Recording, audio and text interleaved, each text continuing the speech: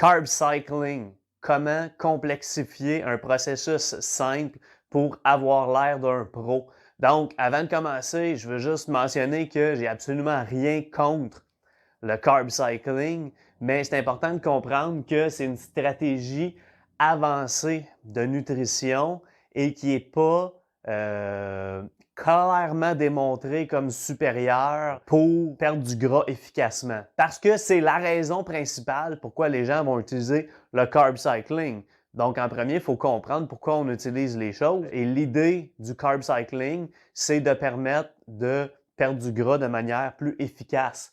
Donc, l'idée derrière ça, c'est que le fait de positionner, si on veut, nos glucides dans notre alimentation dans le temps, de manière cyclique. Donc, typiquement, il va y avoir des journées plus hautes en glucides, des journées plus basses en glucides. L'idée première de ça, c'est que ça pourrait diminuer l'adaptation métabolique liée à le fait de faire une diète. Donc, si on veut coter, on veut perdre du gras, perdre du poids, il va y avoir très souvent ce qu'on appelle une adaptation métabolique. Donc, notre métabolisme va chuter et pas juste parce qu'on mange moins. Il peut y avoir ce qu'on appelle vraiment une adaptation métabolique que on ne comprend pas clairement pourquoi notre métabolisme est à la baisse. Et ce, même quand on réaugmente notre apport calorique. Donc, de perdre du poids peut faire baisser notre métabolisme, de manger moins peut faire baisser notre métabolisme, mais l'adaptation métabolique, c'est une diminution du métabolisme qui n'est pas liée à ça.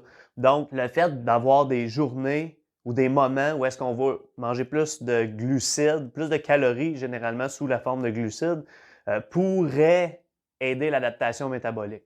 Mais ce qui n'est pas quelque chose qui est très clairement démontré. Après ça, ça va régulariser la leptine temporairement. Donc, ça peut avoir un effet pour apaiser la faim. Donc, quand on fait une diète qu'on veut coter, le fait de faire du carb cycling pourrait aider à mieux gérer notre appétit. Okay? Donc, plus facilement soutenir la diète pour avoir des résultats sur le long terme. Ça l'aide aussi chez certaines personnes à maintenir un certain niveau de performance. Donc, certaines personnes, s'ils mangent moins de calories, donc inévitablement, elles vont manger moins de glucides, certaines personnes vont voir une perte de performance à l'entraînement, ce qui est un problème si on veut avoir des résultats optimaux. Donc, ça peut aider aussi à ce niveau-là certaines personnes. Et aussi, ça pourrait aider après avoir coté, après avoir perdu du poids, si on réaugmente nos calories, mais qu'on y va de manière cyclique, ça pourrait faire en sorte que nos gains seraient plus secs, okay? Qu'on aurait une moins grande prise de gras. Ce qui est important de mettre l'emphase, c'est que ça pourrait être supérieur. Donc, ce n'est pas quelque chose qui est clairement démontré comme supérieur. Mais ce qui est démontré de manière très claire, c'est que l'adhérence à une diète, c'est toujours le facteur déterminant pour le succès de celle-ci. Donc, si quelqu'un veut coter, par exemple, ça va être l'adhérence, le facteur numéro 1 qui va faire en sorte qu'elle va y arriver ou pas. Peu importe la stratégie utilisée, c'est toujours l'adhérence qui est le facteur numéro 1. Le problème, c'est que c'est pas rare que certaines personnes vont penser, même certains coachs vont donner cette approche-là à quelqu'un en pensant que c'est supérieur et que ça a un résultat vraiment supérieur que simplement aller chercher un apport calorique stable en déficit, par exemple. Ce qui n'est pas clairement démontré. Mais le fait de complexifier à ce point-là la nutrition, qui est déjà, la majorité des gens ont beaucoup de difficultés à vraiment adhérer de manière assidue à un type d'alimentation, encore plus quand c'est restrictif, encore plus quand on a un déficit énergétique qui va faire en sorte que ça se peut qu'on ait plus faim, qu'on ait moins d'énergie.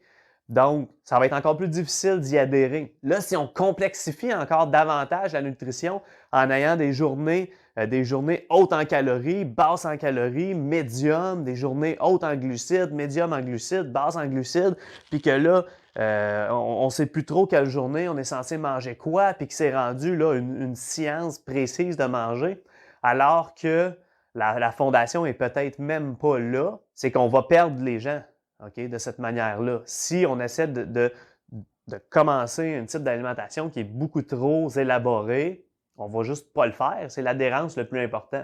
C'est qui devrait en fait expérimenter avec ça? Parce que c'est vraiment ça, dans le fond, le carb cycling, c'est quelque chose qu'on devrait utiliser de manière expérimentale quand on est quelqu'un, on va dire d'avancé en nutrition, qui a des bonnes bases solides. Qu'est-ce que je veux dire par des bonnes bases solides? C'est que juste les choix d'aliments sur une base régulière sont toujours des aliments sains, des aliments complets. La personne sait la quantité approximative de calories, de protéines, de glucides, de lipides qu'elle mange sur une base régulière et est capable d'y adhérer. Est capable aussi de ne pas tomber dans des comportements extrêmes de cheat, par exemple. Donc, est capable de se contrôler, de ne pas manger des aliments qu'on sait qui sont néfastes sur une base constante. Capable de se contrôler sur sa consommation d'alcool. Est très stable au niveau des entraînements. Donc, à l'année longue, va toujours aller chercher une certaine stabilité, un nombre d'entraînements minimal à chaque semaine. Donc, c'est pas quelqu'un qui va être on and off dans ses entraînements. Aussi, on va parler de quelqu'un qui a un sommeil qui est adéquat, okay? Qui a une hygiène de vie qui est là. Donc, si toutes ces bases-là sont solides depuis longtemps, là, on pourrait se permettre d'aller expérimenter ce type d'alimentation-là pour voir est-ce que j'ai des bénéfices de faire ça. Okay? Mais c'est pour ça que je dis que c'est une stratégie avancée, c'est que ça ne sert vraiment à rien d'aller explorer une stratégie comme celle-là si la base n'est pas là. Donc, qui devrait en fait expérimenter avec ça? Parce que même si on a des bases solides, ça ne veut pas dire qu'on en a besoin. Donc, en premier, ça serait quelqu'un qui veut prévenir les effets négatifs de devenir extrêmement lean. OK? Donc, si notre objectif, c'est juste d'être lean, d'avoir un taux de gras de, mettons, 10-12%, de voir ses abdos, mais sans avoir une shape de compétition, ça ne sert vraiment à rien d'explorer ça, à moins qu'on veut le faire juste pour le fun. Mais on n'aura pas d'avantage parce que les avantages du carb cycling vont surtout être quand on a une approche assez agressive avec le déficit calorique. Donc ça, ce serait la première chose. Deuxième chose, les gens qui ont une santé métabolique compromise pourraient en bénéficier. Okay? Donc, il y a certaines personnes que moindrement qui vont diminuer leur rapport en glucides, ils ne vont pas bien fonctionner. Okay? Typiquement, ça va être des gens qui n'ont pas une bonne flexibilité métabolique. Okay? Qui vont avoir de la difficulté d'utiliser les graisses comme source d'énergie, puis ils vont toujours avoir besoin d'avoir un apport constant d'énergie dans le sang provenant des glucides. Okay? Donc, ces gens-là pourraient en bénéficier parce qu'ils ne vont pas performer sans ça. Donc, typiquement, chez ces gens-là, on va mettre plus de glucides des journées où il y a plus d'entraînement et plus près de l'entraînement, justement, parce que sinon, il n'y a pas de performance à l'entraînement. Puis finalement, ceux qui ont des événements d'endurance extrêmes vont avoir besoin de ça, en fait. Parce que si on va faire un Ironman, c'est sûr et certain que avant l'événement, pendant, après, l'apport énergétique puis l'apport, surtout en glucides, va être complètement différent du quotidien. Donc, ceux qui se préparent pour des événements d'endurance, là, donc de longue durée, là, on parle de plusieurs heures. Là, ces gens-là, eux, vont bénéficier de faire une forme de carb cycling. Souvent, ça va être sous la forme de carb up avant les événements pour performer. Et finalement, quelqu'un pourrait utiliser ça pour le fun, OK? Parce que dans le fond, peut-être que cette personne-là aime les glucides puis veut garder des repas, des moments où est-ce qu'il y aura un apport plus élevé et là, ça pourrait être une approche de venir cycler l'apport en glucides de cette manière-là, OK? Donc, c'est ces gens-là qui devraient utiliser ça. En aucun cas, on devrait voir ça comme une méthode qu'on doit utiliser, qui est obligatoire pour se rendre à nos résultats.